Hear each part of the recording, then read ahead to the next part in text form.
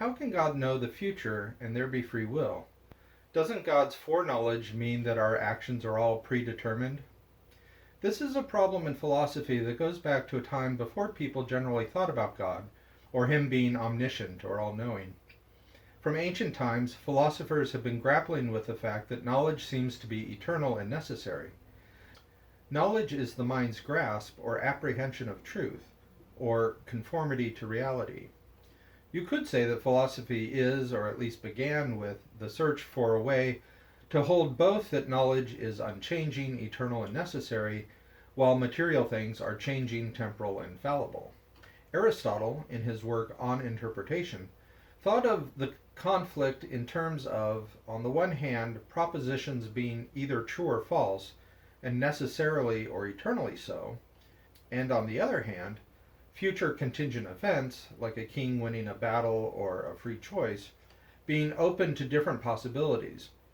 This paradox or problem fundamentally stems from the nature of knowledge. Given that when something is known, what is known is true, and reality is, and indeed must be, as the mind knows it. If reality is other than how the mind grasps it, the mind does not have knowledge. It would have a false opinion, and the mind would not be in conformity with reality. So if X is known, X is, and moreover, X must necessarily be the way it is known. This presents a problem when considering the future, and whether it can be known, or even represented in a proposition, as Aristotle conceived the problem. It is especially a problem for theists, especially Christians, who claim that God is omniscient or all-knowing, and that He knows all things, even the future, even our future free choices. So if God knows the future must be, or be going to be, as God knows it. If it was not, God would not have knowledge of it. Or the other way around, since God knows something in the future, and His knowledge cannot be mistaken, because nothing that is knowledge is mistaken, so what He knows will be, and it must necessarily be as He knows it will be. But human free choice cannot be necessary or predetermined, since part of what we mean by free is that a free choice could have been otherwise. Hence the dilemma. If a future human action is known by God, it must be as He knows it will be. It cannot be otherwise, and so, seemingly, it can't be free. But if an action is freely chosen, it could have been otherwise than it is, and, apparently, it could not have been known, as coming to be of necessity. The first and best treatment and attempt at a solution of this problem comes from the Christian philosopher Boethius, who died in 524 AD, in his Consolation of Philosophy. Boethius distinguishes between two senses of necessity, natural and conditional. If one knows the causes of the nature of a thing, because natural causes bring about their effects of necessity, one can know with necessity the effect, and that the effect will occur in the future. So his example is that the sun will rise tomorrow. We can know this with certainty because we know the cause, the nature of the sun, and since Copernicus, the nature of the earth is rotating, will necessarily bring about this effect. God does know some future events this way, Boethius says, but they are what comes about by natural necessity. They are not future contingent events. Such knowledge is not foreknowledge, though, so much as predictions. And to the extent we know natural causes, we are capable of such knowledge of the future. But there is another kind of necessity, Boethius says, that is at work in knowledge, conditional necessity, which is really a function of logic. If a thing is X, it cannot be other than X. A thing cannot both be and not be at the same time and in the same respect. So if it is raining, it cannot be not raining at the same time and in the same respect. Now this applies to every event in the world, even free choices. If a person, Socrates, is sitting, he cannot be in any other posture, and his sitting is necessary. His sitting is necessary on the condition he is doing it. Whether he is sitting as a result of a free choice or by compulsion, if he is sitting, it is necessary that he be sitting. But in the case of Socrates' sitting as a free act, it is also contingent, that is, a freely chosen event. Socrates made the choice to sit, and his sitting is free. He could have done otherwise. But having chosen to sit, he cannot not be sitting. His sitting is necessary with conditional necessity, according to Boethius. And it is not only that a free choice led to the necessary event. As long as he continues to sit, Socrates' sitting is both free and necessary, in a simultaneous now. Conditional necessity is the kind of necessity our knowledge has when we observe, and so know things in the present. It also applies to things in the past. If a thing happened in the past, even a free choice, it is necessary that it has happened. So Julius Caesar crossing the Rubicon, now that it has happened, is necessary, even though it was a free choice at the time. So if I know Socrates is sitting, it is because he is, in fact, sitting, but with conditional, not natural necessity. Knowing a free act means the act is necessary, but it does not impose necessity or determine the act to not be free. In coming to the question of God's omniscience or foreknowledge of future contingent events, free choices, Boethius' big advance was to say that God, because he is perfect, is unchanging, and being unchanging, he is eternal.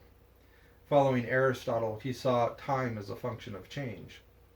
God, being eternal, is outside of time, but as creator, he is equally related to all moments of time.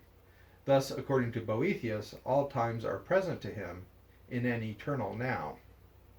As with us who, in time, can know necessarily that Socrates sits while he is sitting, is truly free and without natural necessity, so it is with God from an eternal now.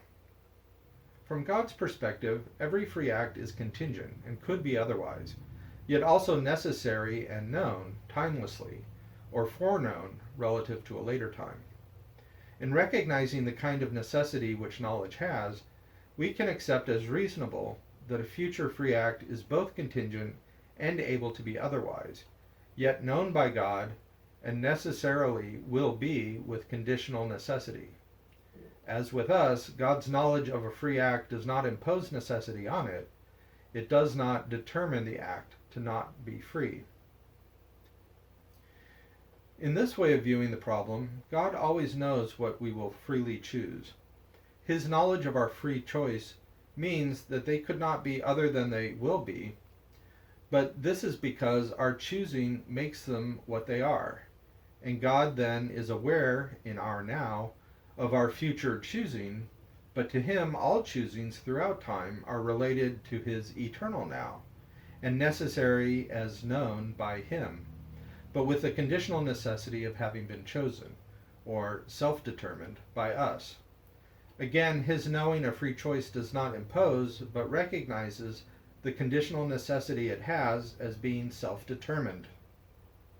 Problem solved, apparently. Except there is one wrinkle which Boethius recognizes but does not resolve. It is this. The explanation understands God's knowledge on the model of our knowledge, and our knowledge is passive and receptive to what we know. When I see Socrates sit, my knowledge of his sitting is necessary with conditional necessity, but it is also caused by what he has chosen to do. If Socrates were to do otherwise, so would my knowledge have been different.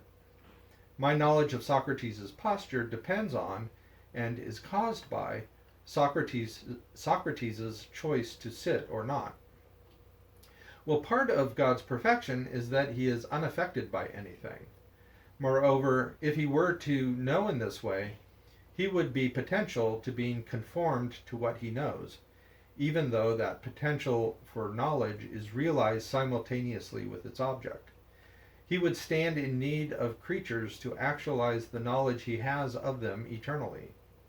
Some have decided that this is just the nature of knowledge and cannot be avoided, and since knowledge is itself a perfection, it is no threat to the perfection and impassibility of God. Boethius, for his part, just declares it's a mystery and moves on. Thomas Aquinas is not content with this consequence of Boethius's insight. Aquinas instead incorporates his own views on God's actuality as first cause with Boethius's distinction between natural and conditional necessity, along with seeing a free act as being compatible with the necessity of knowledge. Aquinas denies, however, that God knows as we know. God's knowledge is not passive to or receptive of its object. Instead, God being pure act is identical with every perfection he has. Rather, he is his perfection. So he is his goodness, his power, etc., and his knowledge. Indeed, all he knows is himself, and part of that knowledge of himself, which is himself, is what he has willed to create. Thus, according to Aquinas, God knows creatures by creating them, that is, by knowing the extent of his creative power, his will to create. And since God is the cause of every actuality, he causes actuality in creatures according to the nature he assigns for them. He knows frogs leap and croak by causing them to exist with a leaping and croaking nature, in every instance when they actualize this nature with actual leaps and croaks. These proceed by natural necessity, but are caused by the first cause of actuality, and so these frog acts are known by God in his causing of them. But the activity of free creatures is also caused by the first cause, and these free creatures are free because they are given a free nature. Yet they exercise their free choices as final effects of the first cause. And so, as God knows every act as an effect of himself, he knows with conditional necessity these free acts, which in themselves are self-determined by the free agent. But such acts are not made necessary or determined by God.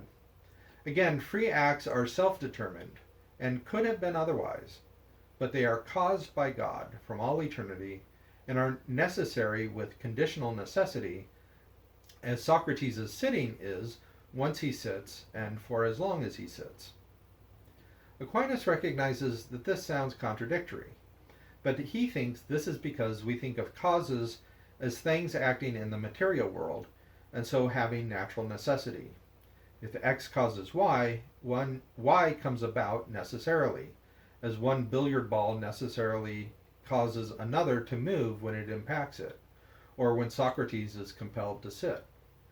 Again, a part of what we mean by saying that an act is free is that it is done apart from compulsion, but this means it is done without natural necessity.